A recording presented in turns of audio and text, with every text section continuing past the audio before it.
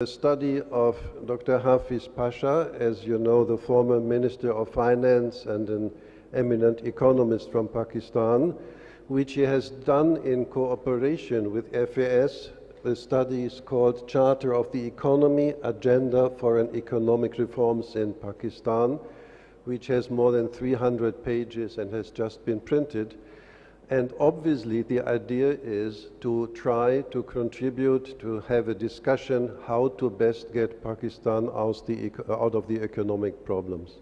So before a few sentences, I just want to say hello to Dr. Pasha, who I assume is already hearing and maybe even seeing us. Good afternoon, Dr. Pasha. Good afternoon. Wonderful. You are sitting behind me, Dr. Pasha. Okay.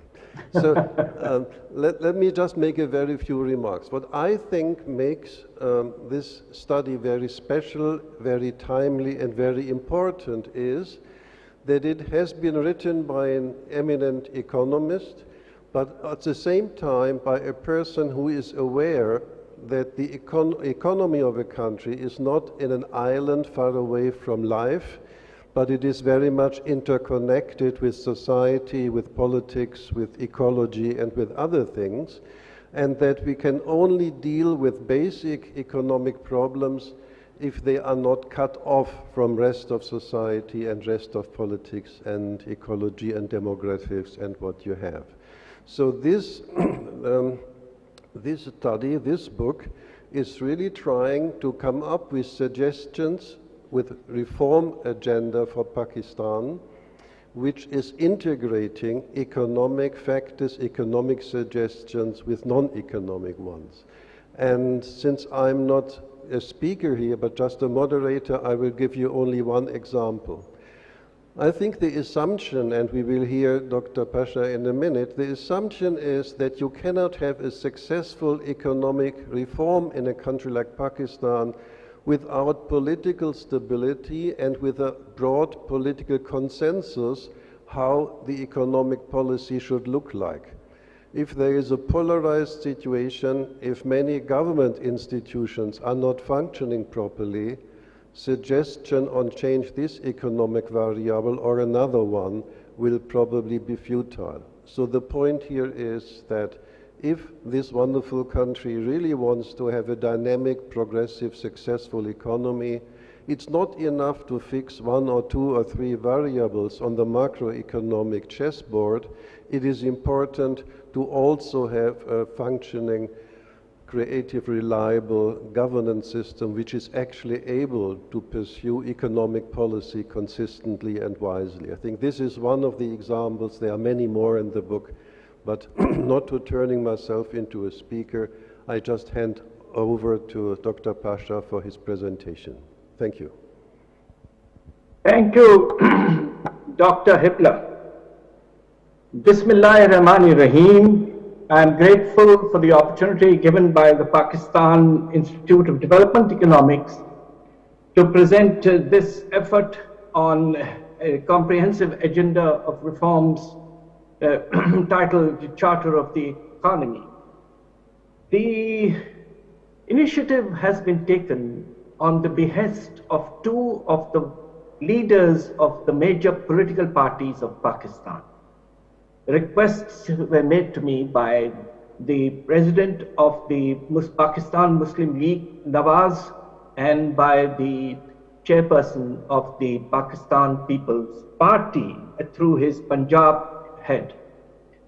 And we took the initiative, and I am enormously grateful to Frederick Ebert Stiftung Foundation, with whom I have had a long-standing relationship over the last over 2 decades, and their commitment to democracy is what has motivated me to be a partner with them on many of their efforts in Pakistan. I would like to thank my team of very bright young economists, but I would also like to acknowledge the support and provided to me and guidance by one of my colleagues at the Beacon House University, our Vice Chancellor, Mr. Shahid Kardar. The effort basically is to try and, as Dr. Hepler has identified, come up with an interdisciplinary and multi-dimensional perspective on economic reform. And that is why you will find when I give you a description of the contents of the book, you will get a sense as to how comprehensive it has tended to be. And in particular, because this is the first humble effort by a Pakistani professor, I was very keen that there should be a very careful diagnosis first of the problem, and before we make recommendations for solution, because there could be significant differences, particularly in the identification of particular solutions. And I look forward to the time when hopefully this initiative will spark off discussion among groups of economists and other practitioners in different fields, and also create some interest within civil society and in the various echelons of the political parties. I would like to thank in particular the participants in the first launch by us, which was to civil society earlier this month, where we got some extremely useful comments and advice. And as we move ahead, I'm sure the galaxy of economists in our country and political scientists and government specialists and so on will really help us contribute towards building this agenda. I am working on the presumption that Pakistan will need a kind of a consensus at the civil society as well as at the political level to be able to forge ahead with truly a structural reform agenda. Ladies and gentlemen, today, only the last 2 days, we have been telling people about what the reaction is likely to be to perhaps the toughest set of reforms imposed on us by the International Monetary Fund. And I dread the time over the next few weeks and months when, for instance, yesterday my students and I, we have a macroeconomic model and we used it to project the rate of inflation over the next 6 to 9 months. And I'm afraid it's high double digit in the range of 15 to 17%, which is a quantum jump from the 9% we have seen in the month of October. There are other such problems which will come up, but the government seems to have opted for the implementation of this program, given, of course, it's very severe foreign exchange constraint, but Pakistan has to move ahead and develop ultimately a strong structural reform agenda, in particular to avoid the boom and bust cycles which characterized our economic performance for years to come. So I'd like to start by first taking you through the contents of the book. Can you move, please? Change the... Move to the next one, please.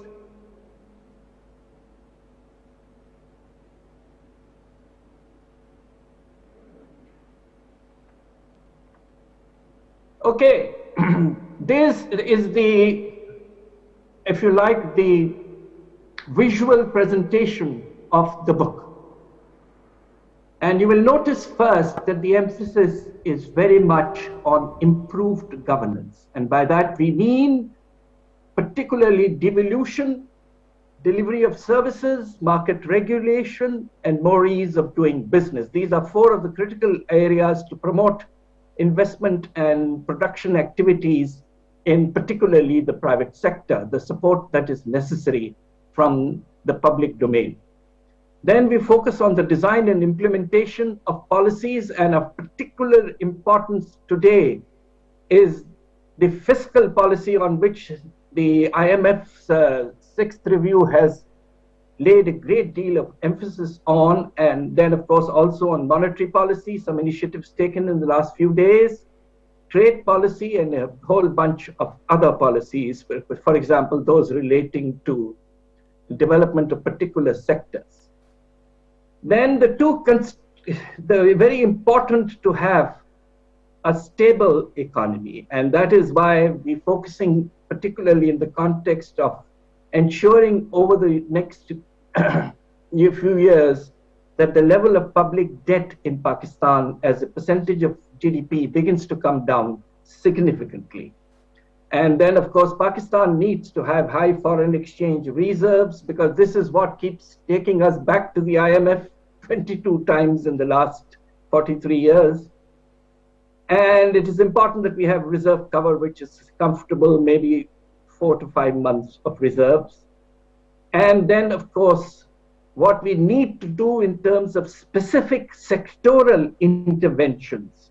And to me, perhaps the most important set of interventions relate to agriculture, followed by industry and power sector, and of course the services also. And then we move finally to more inclusive growth, where the emphasis is on promoting human development, greater employment absorption. And I'm very, very particular about the focus on backward areas growth, and I'll hopefully be able to tell you reasons why. Poverty reduction, and I close the book with the ultimate message that Pakistan needs to reduce its population growth if it wants to have an ability to generate a surplus. So the various parts of the book are, there are in fact 11 components, and I'll just quickly take you through. The first are the targets: improving governance, strengthening the federation, mobilizing resources, reducing expenditure, and containing government debt. I'll be focusing it because I don't have time to go through all the parts of the book. I'll particularly focus on this section in my subsequent remarks. And then, of course, raising the level of investment, improving the balance of payments, accelerating economic growth, striving for balanced regional development, focusing on human development, providing more employment opportunities, achieving more poverty alleviation and social protection. Let me turn now to the targets in the Charter of the Economy. The focus is on 5 years, with 2020-21 being the base year and 2024-25 being the, if you like, the terminal year. It also happens to coincide with the year when the SDGs are likely to be hopefully achieved in many countries. Now, I will not go through this in great detail, but simply say that Pakistan has witnessed a plummeting of its growth rate, a precipitous fall in its investment from a peak of 21% to below 14% of the GDP last year. Private investment, which had reached a level of 16% of the GDP, unfortunately last year was down to 10%. We have had 2 serious bouts of inflation, one between 2008 and 12, and last 3 years we have witnessed inflation averaging almost 9%.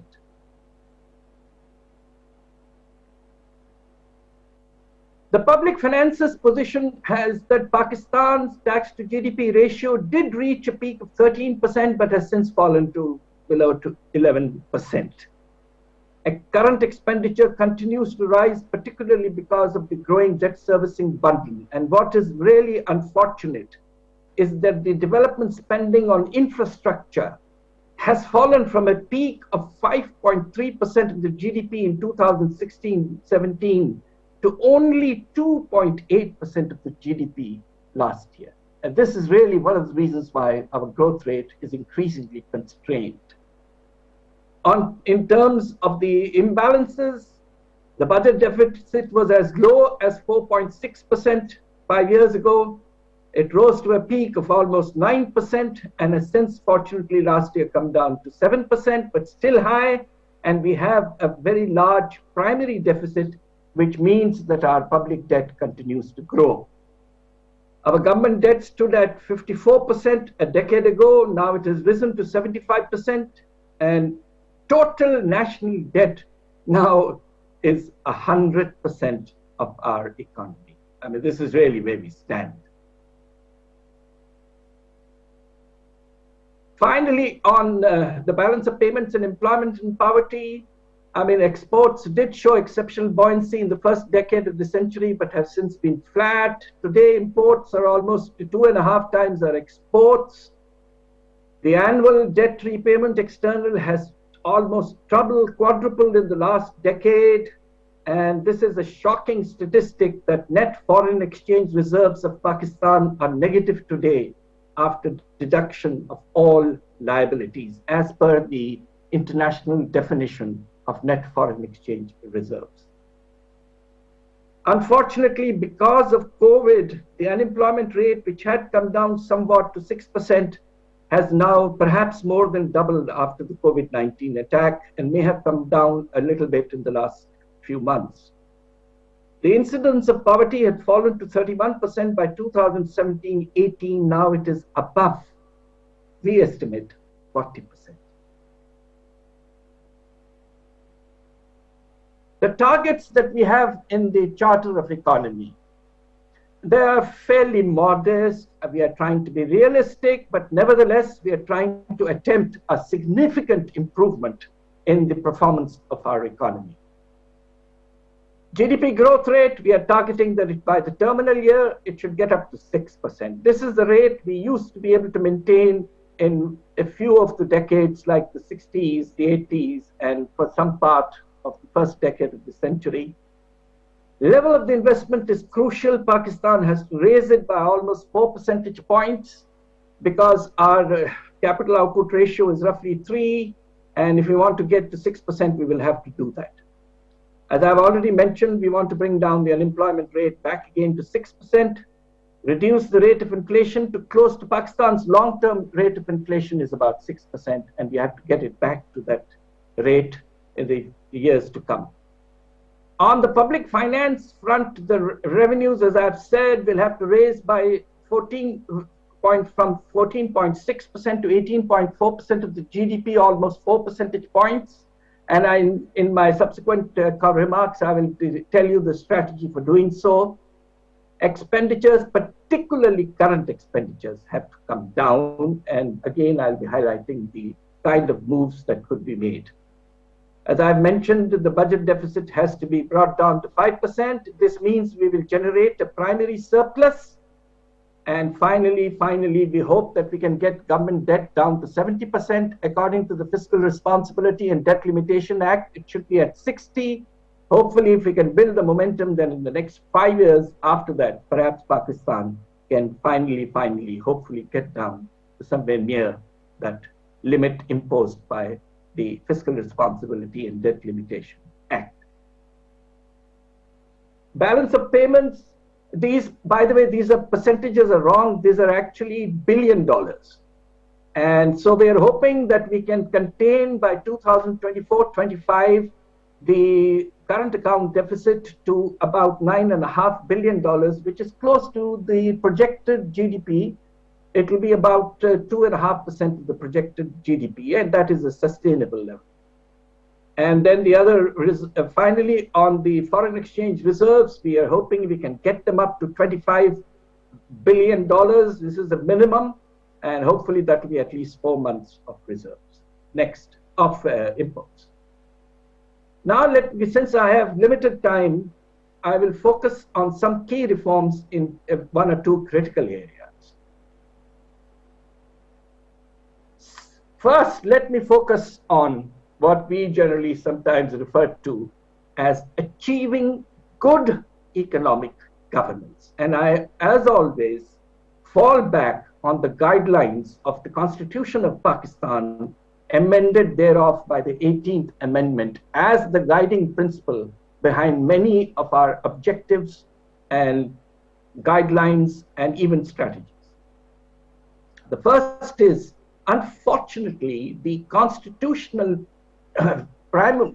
fora of Pakistan given by the Constitution are the National Economic Council and the Council of Common Interests, both with the Prime Minister as the Honorable Chairperson, and of course with provincial representations. The Constitution asks for regular meetings and also a presentation of the annual report to the Parliament.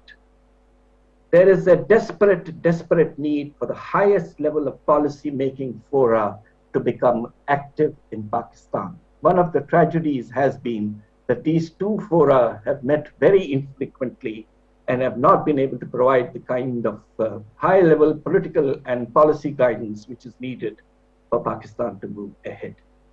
It also provides for a degree of accountability of performance. We also suggest that the Planning Commission should be the secretariat for these fora, and in the book I've also suggested that the Pakistan Institute of Development Economics must be more actively involved in the policy work of the Planning Commission. Parliamentary committees have generally been bypassed, and I'm afraid the current assembly does not seem to have that strong a performance in terms of the performance of the assembly as a whole and the committees. But the Constitution sees these committees as entry points for all legislation for accountability of ministries. Then I come to a radical new suggestion which is in line with the spirit of the federation. Pakistan is a federation.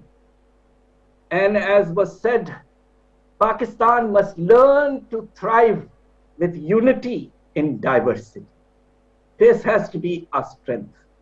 And therefore, there is a need to move away from top-down planning, which we have seen with Islamabad being especially dominant in terms of the annual plan preparation and so on, but to move much more towards bottom-up planning, nearer to the action, nearer to the identification of the constraints, and nearer to the better and closer realization of actions and strategies required. In our view, regional plans may be prepared by provincial governments. These should be aggregated along with the federal plan, which should ensure that there is a macroeconomic framework which is consistent with the realization of these plans. It's interesting that the Government of India Act provides a common history of federations for India and Pakistan. India has been doing this kind of top-down planning for a long time. But to achieve this, many improvements are required in the economic information system and statistics, and this comes very close to the kind of work we would expect institutions like PIDE to be able to do, along with the Pakistan Bureau of Statistics. In particular, it is amazing that Pakistan does not have a quarterly GDP series by sector. There was an attempt made about 5-6 years ago, but a fundamental lack of realization that in Pakistan, we must realize that our economy, economic activity continues to be driven by crop seasons. And unfortunately, the attempt that was made last time ignored this key element of seasonality in economic activity in our country. Then, of course, we need annual estimation of provincial GDPs. The first initiative in this area was taken by one of my very outstanding students at the University of Karachi, Dr. Kaisar Bengali, who produced estimates up to 1999-2000. And since then, 2 other PhD students of mine have updated it. And we have estimates. Now, the breakthrough we have achieved is not only do we have annual estimation of provincial GDPs by sector, but with very in-depth research, we have been able to construct GDP series for the provincial governments by expenditure. And this is extremely revealing. One of the fascinating findings is the extent of the trade deficit, both in domestic and international trade, of each province. I won't tell you what the results are. Hopefully you'll have a look at the book and you'll get to know which province is in surplus, which province is in deficit. And then, of course, we need to develop an SDGs database at the district level. And you'll be amazed, the last economic census goes back 15 years. I mean, this is really very unfortunate.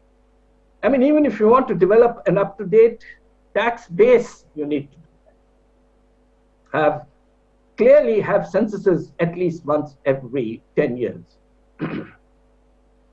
Now I come to the bottom line.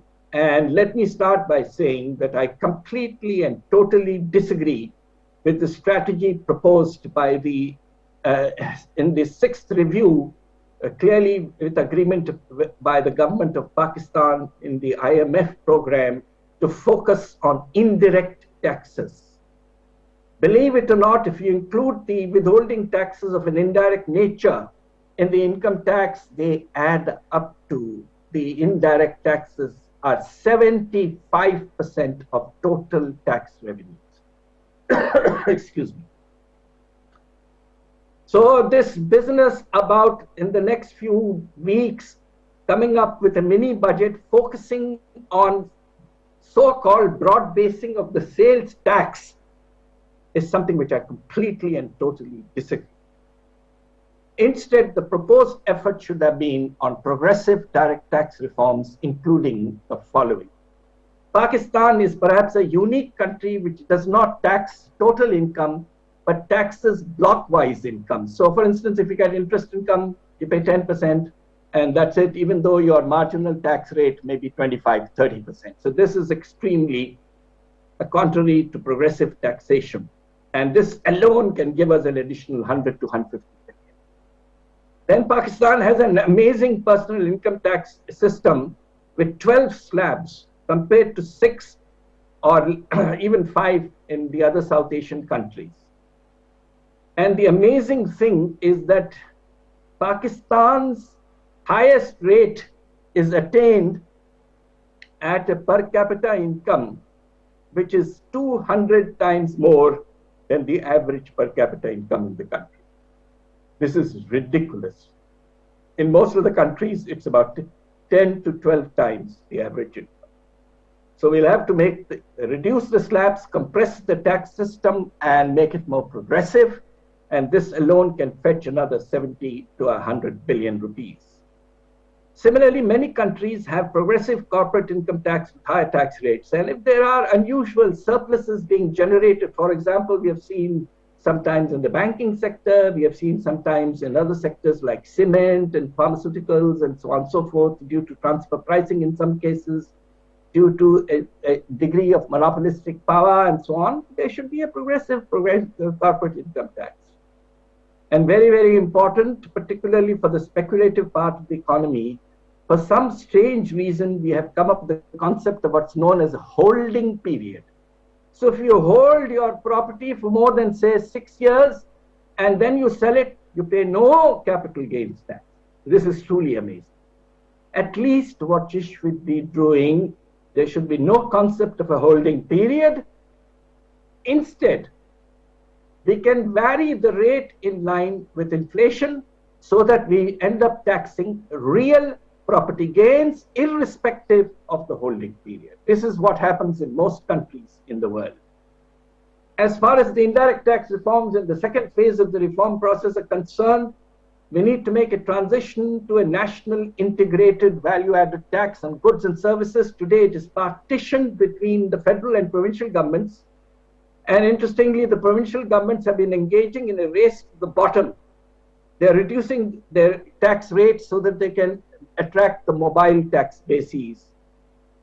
And this is really very counterproductive. So Pakistan needs to have a standardized tax rate and one common return on goods and services. This would help us enormously in moving towards a rational and a neutral value-added tax on goods and services, which would not discriminate against particular economic activities.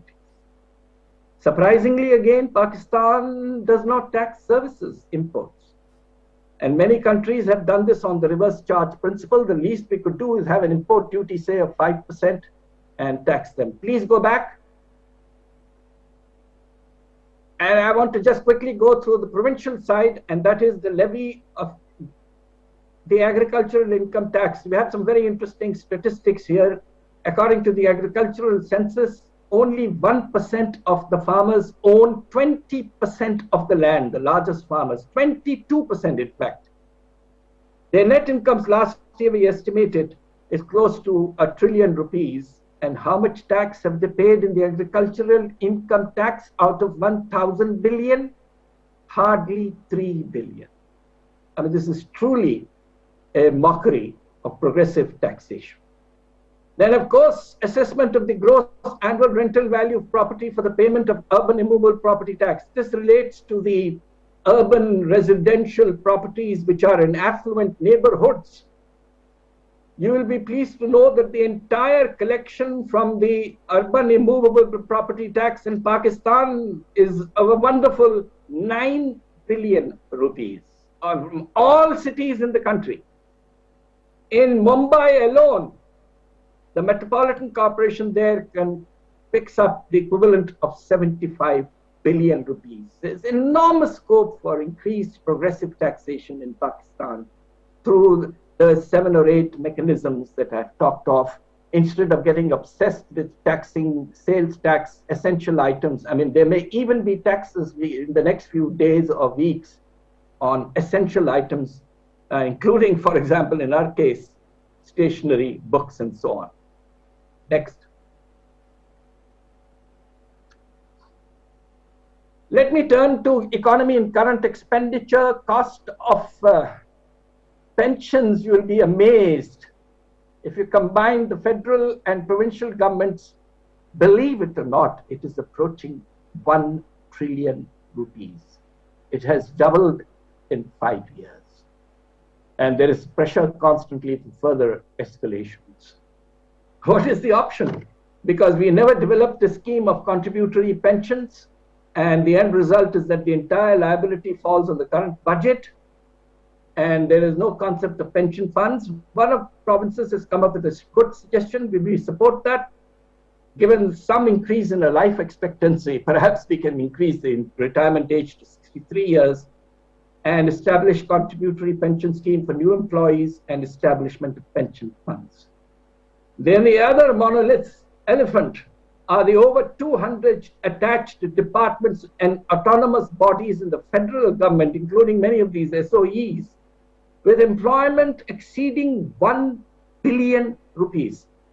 I undertook a zero-based budgeting of each of these entities when I was the deputy chairman of the Planning Commission almost 23 years ago. And we were able to do some cutting at that time. The time has come for another exercise in zero-based budgeting of each entity. They have to justify why they should continue to exist and get subsidy from the government. Then, given similarity in functions, we have suggested the merger of 20 divisions at the federal level. And privatization of SOEs, believe it or not, SOEs are currently imposing a net burden on the federal budget of almost 750 to 800 billion rupees. And this number rises exponentially every year. 6 years ago, it was hardly 150 billion. And then I've gone through various criteria for privatization. Could you move finally to the last slide?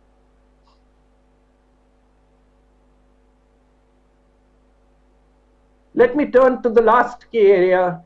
And I go back, go back.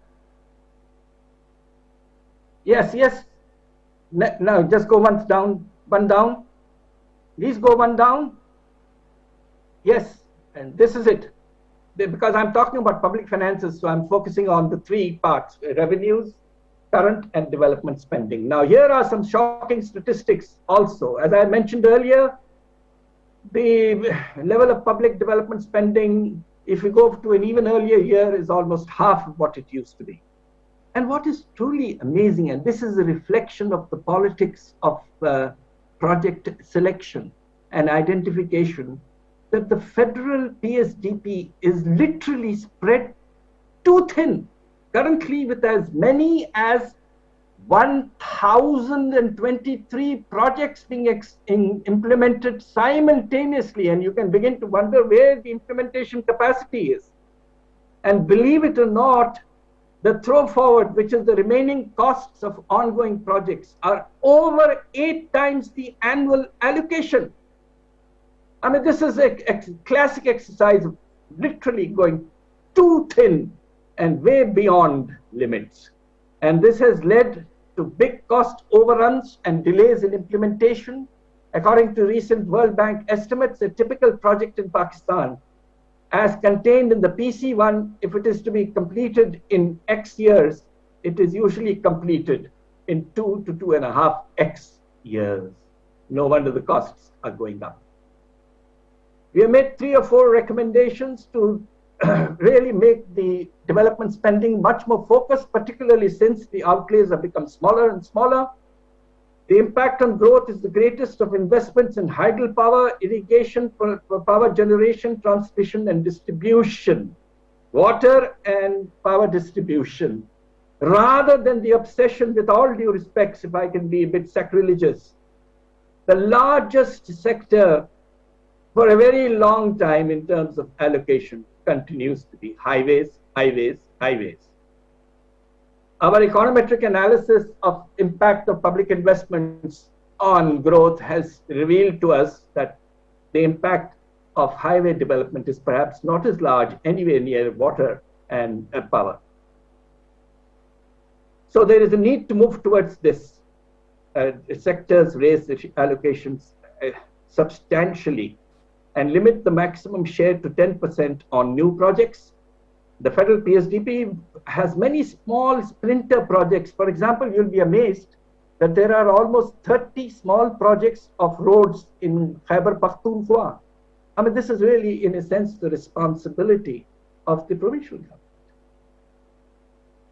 And finally, the scope for public-private partnership in infrastructure projects should be carefully examined. Here again, we can see the type of projects which are amenable to public-private partnerships by looking at the vast portfolio of PPP projects that are being implemented, particularly in the states of India. I have to stop here because I have run out of time, but let me tell you that I have given to you in these 3 presentations on critical reforms about 8 to 10% of my total recommendations. My total set of recommendations are, of course, much more diversified, and some of them can be provocative in character. Hopefully, they will stimulate debate, and I hope some of you who are sub-area specialists would look at this book and begin to question it and try and come up with even better and qualitatively superior proposals, strategies, and reforms. Thank you very much for your very patient hearing. Thank you. Thank you very much, Dr. Pasha, for concisely summarizing this very, 320-page report. Maybe that's the time, before we open up to the audience, to mention that today we have already distributed approximately 200 copies of the report to people at the bookstall. Now we have been running out of copies except 2 or 3, but I was asked to announce that tomorrow there will be more copy of the report to be given away on the bookstall. We also have done a summary of the main recommendations in Urdu as well, because this book is written in English and not everybody in Pakistan is very fluent. Having said that, we can collect rounds of questions directed to Dr. Pasha, and then he could answer. The 2 of you would be first. Is anybody? Then it's up to you. Anybody can deliver a microphone, please? Can we have a microphone? Because Dr. Pasha will not hear Mic you. चाहिए होंगे. Well, yeah, there it is. The second row, please. Yes. Bismillahirrahmanirrahim. It was a very big presentation and lot of data. So I may not remember everything, but I just want to invite attention to 2-3 figures that how these will be managed. One of the figure was shown that we have achieved once 21% investment of our GDP. That was probably our first 5-year plan. And that was made possible because of massive transfer of resources, particularly from United States. It was not from our domestic resources. Now in this charter I see they're planning to increase the investment from around 14% to about 18% to achieve about 6% growth rate. What's the mechanism? Our household savings are almost stagnant. Mostly we depend on net income from abroad, remittances. Government savings are negative. Corporate savings are also negligible. So how we are going to achieve this 17 to 18% investment growth in 1 year? Same is the case with the current account deficit, particularly the trade deficit. How we are going to bring down or reduce this gap so quickly? This is now a kind of problem for the last 6-7 years. The trade deficit is around $30 billion, and at one stage our total import due to $50 billion. We can say a number of things, but what's the mechanism? How we can achieve these targets so quickly in 1 or 2 years? We must have some clear understanding that we can achieve these targets and these are not simply targets on the paper. Thank you very much. The gentleman next to you. Thank you, Dr. Hafiz Pasha Sahab. I may not be, frankly speaking, I am not an economic expert. From the economic point of view, our Dean Sahab asked questions. My questions are very blunt. Two questions. The first question, if this book is considered as a Magna Carta, and we put this book before the present government, what is the hurdle behind the implementation of this book in toto? One question. The second question is, you were the Federal Minister for Planning some years back. Were these statistics not clear to you when you were the minister? What were the hurdles at that time that you could not implement all these things at that time? Thank you so much. Thank you. Maybe we Can I respond to these two questions, Dr. Hipla? Yes, if you don't want three, we start Because with they are two. two very leading questions and it is important that I answer them, and we can have another round of two questions after this, Sure. okay? Then just go ahead, please. Yes. Okay, both very leading questions, and I'm grateful for the interest shown. And of course, some of the answers you can find when you go through the details in the book contained, but let me begin to answer some of them in a somewhat broader sense. The investment to GDP ratio that I've quoted was in the earlier part of the century, not in the, if you like, way back at the time of Field Marshal Ayub Khan. Yes, we have always had the advantage that our investment rate tends to somewhat go up when we have what we call the spillover effects of being a client state with respect to some superpower. And that has been the case particularly during military governments. And that is the reason why the level of investment and the growth rate thereof has been somewhat higher. I have gone through very carefully all the investment part of the economy, and there is a whole section on raising investment, particularly private investment, financing it in particular.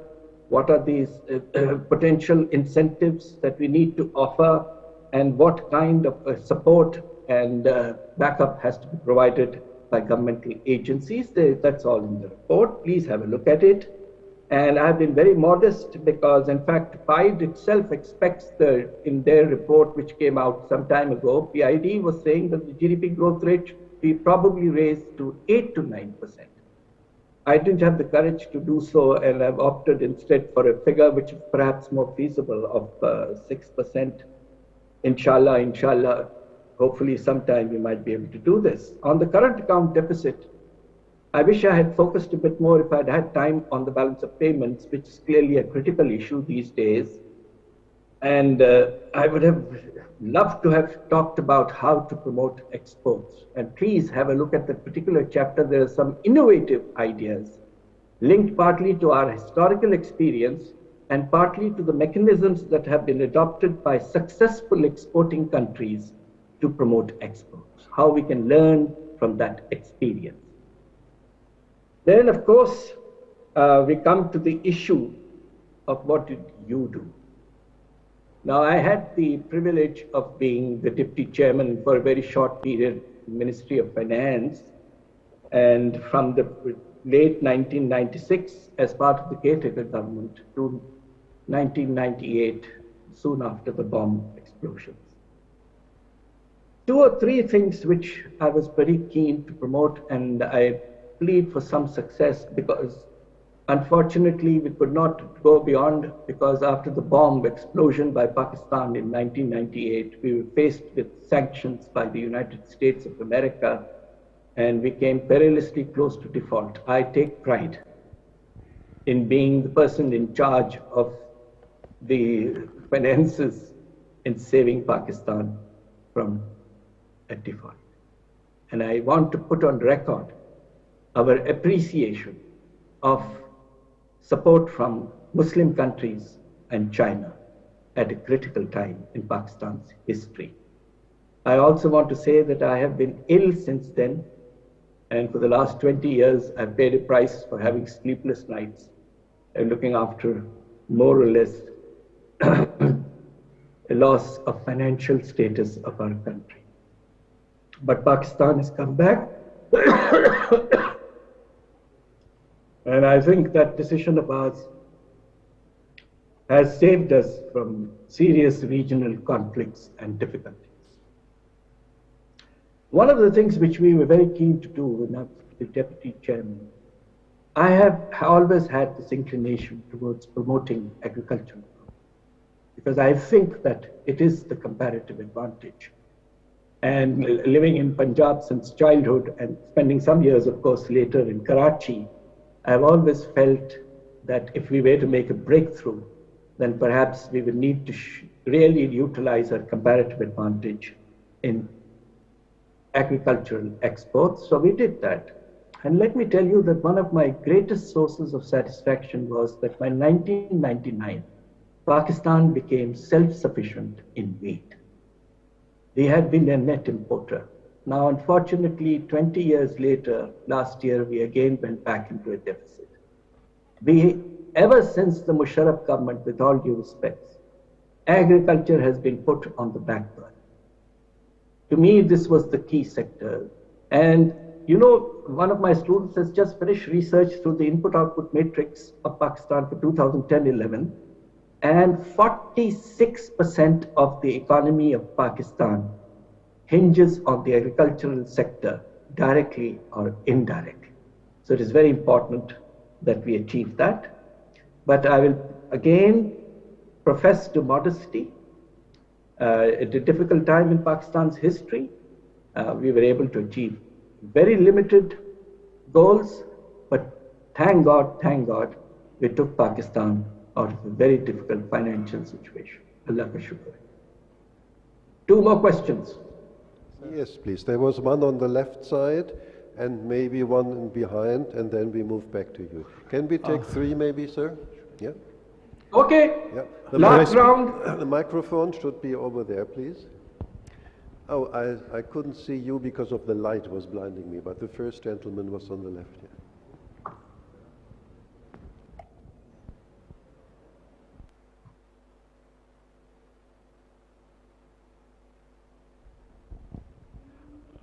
Dr. Hafiz Pasha, it's an honor to speak to you. I'm a student from Punjab University. My name is Muhammad Haris Mohsin. One of the basic questions which I want to ask at this moment is about the privatization of the state-owned enterprises and the delays which the current government is having. One blunt statement which I would like to say is having Mia Muhammad Somro as the Chief of Planning Commission for privatization has not given much results.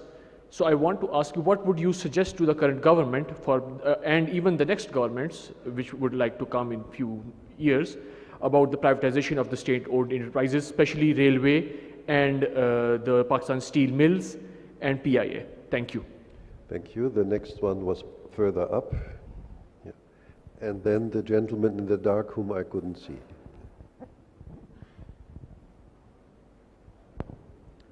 Hello. I would like to ask this one question about the political will.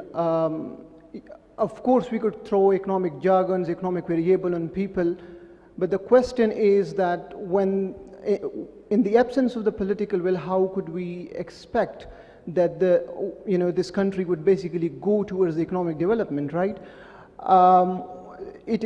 Again, it is very unfortunate that in the institutions, the major economic institutions such as PIDE and IBN, etc., we don't really get to see discussion over the questions about the 18th Amendment and the NFC. We just don't know what is going on with the NFC award. We had got the information regarding the NFC award when during the time of the Zardari government, but we just don't know anything about it right now. So my question is that in the absence of political will, how could we go towards the economic development? I mean, it is impossible. Thank you. The last one of this round, and then we will have another one, is you here in front.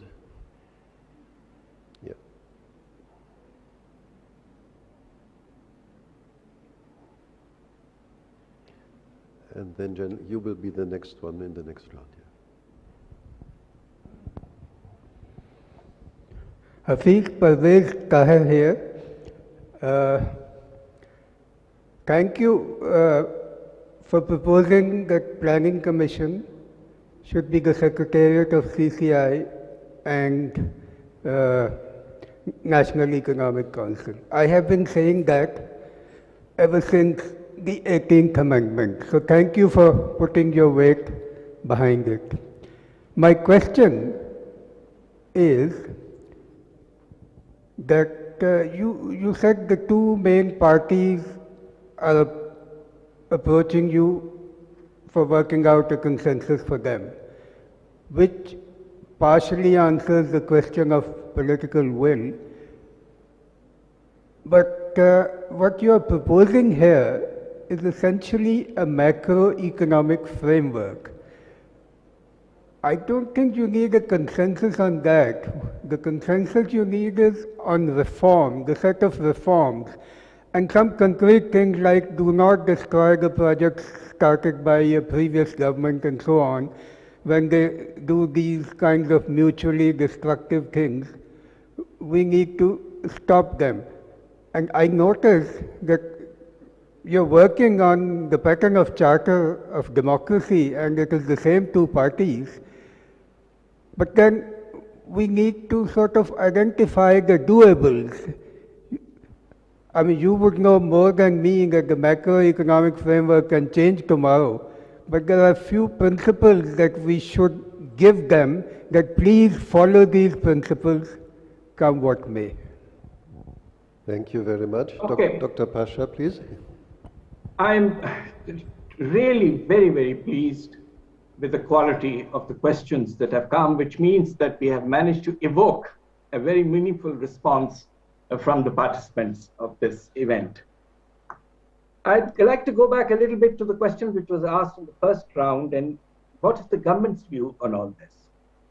While the two main parties may have, and I've actually gone and personally given a copy each to Mr. Bhutto and to Mr. Shahbaz Sharif, because they were the ones who initiated this idea.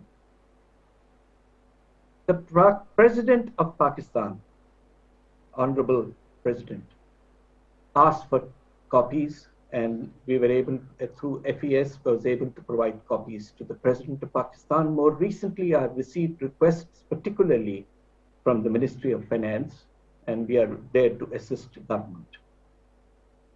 Now, you know, somehow or the other, I have this lingering faith at the fag end of my life that I have seen Pakistan come together in a remarkable way once in more recent history, and that is in the war on terror. What we saw after the army public school horrible incident of children being massacred, the consensus that was emerged between the civilian and the military establishment, and the formulation of a national action plan with Zarb-e-Azm following it. We had already lost about 80,000 lives and over $200 billion economic losses. And somehow or the other, Allah ka shukr hai, we are grateful to the Almighty that terrorism has been curtailed to a large extent because of the joint efforts. Inshallah, inshallah, a time will come when, God forbid, and this IMF program, the way it is coming out now, portends to be leading to a very major economic crisis in Pakistan.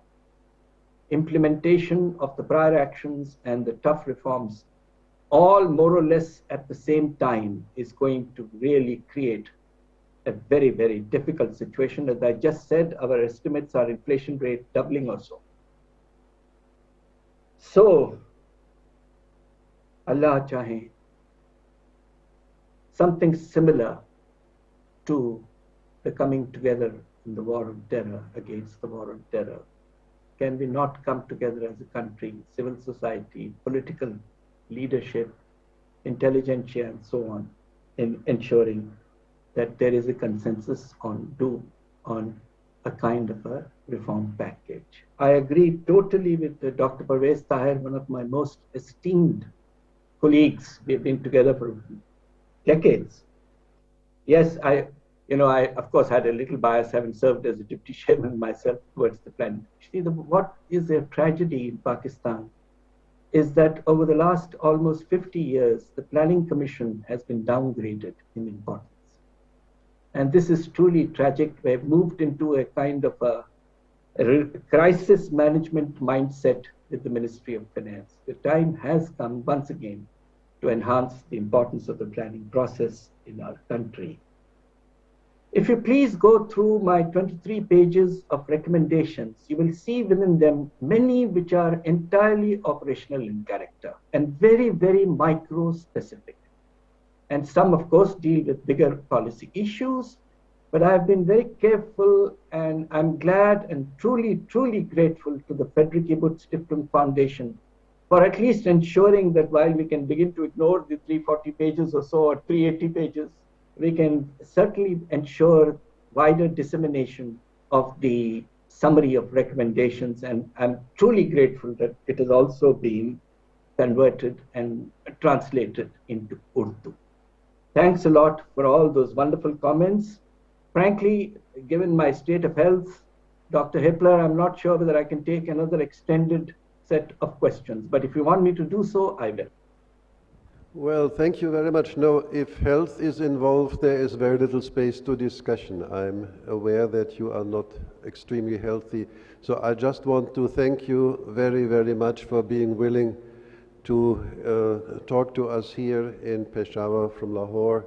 And my best wishes for improving health and for a fruitful work in the future, that more things will come out of it. Thank you very much indeed. Thank you very much. And at the same time, I want to thank the audience for being interested in this. I think we have a very important discussion have had here and a very important study. And as I said before, if you didn't get a copy of the report, we will be providing more tomorrow at the bookstall outside, so you can take another copy. We didn't expect that in a very short time today we had to give away more than 200 copies, besides other publications which we brought from Islamabad. So we were a little bit overwhelmed with the response and the interest, but we will bring more tomorrow. Thank you very much for attending this session. Thank you. Thank you, Dr. Hippler. Thank you. Thank you.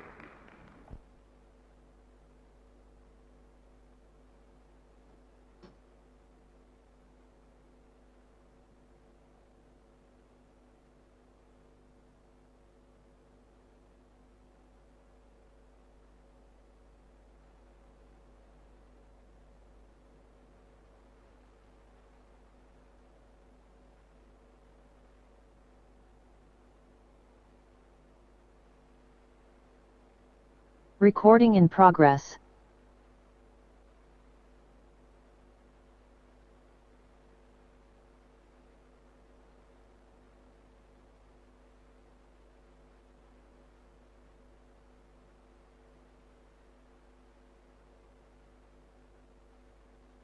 Recording stopped. Excuse me, the next session is about to start over here, so we request you all to please stay here. Thank you. Recording in progress. People from the other sessions will be joining us all here. We request you all to please stay in the hall. Thank you.